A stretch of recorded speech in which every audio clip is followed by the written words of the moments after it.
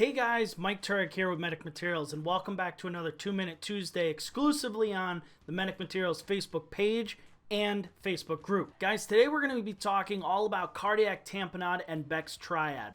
Okay guys, so when we're specifically talking Beck's Triad is just a grouping of symptoms caused by cardiac tamponade.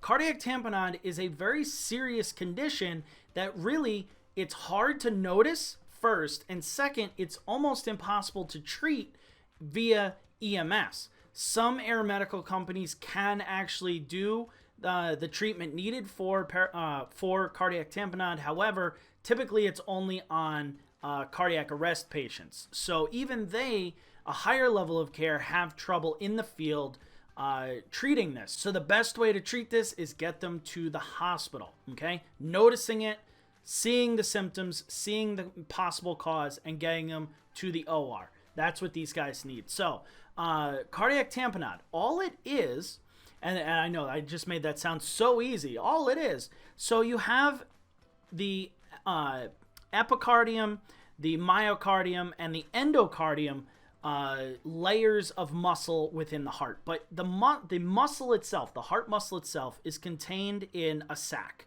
This sac is called the pericardium, okay? And we'll say it's like that.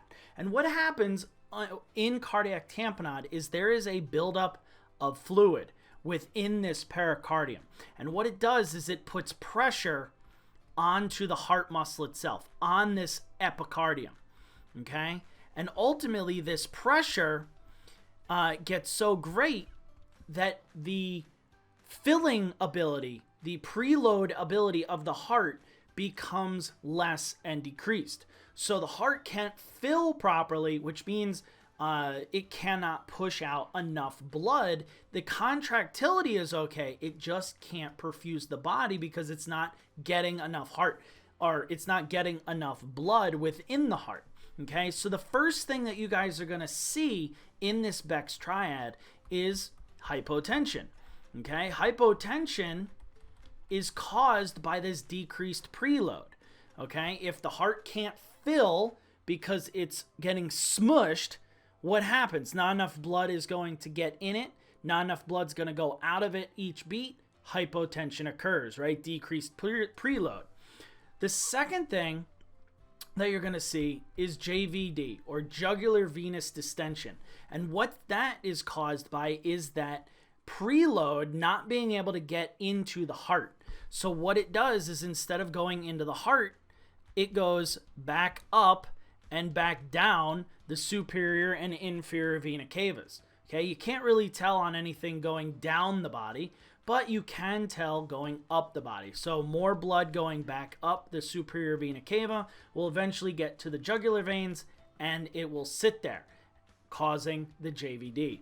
The third thing and the final thing for Beck's Triad is muffled heart tones, okay? And these really we don't do in EMS all that often.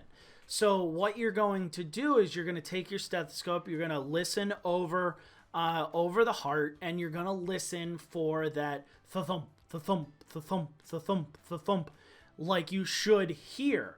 However, with cardiac tamponade, with that fluid build up around the heart, instead of that thump, you're going to more hear,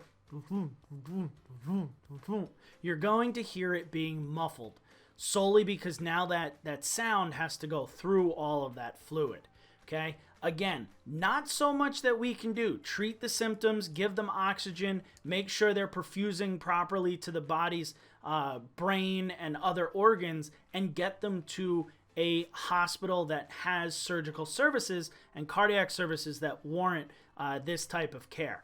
So guys, that's it for today's video. Enjoy your Tuesday, and I will see you guys in the next video.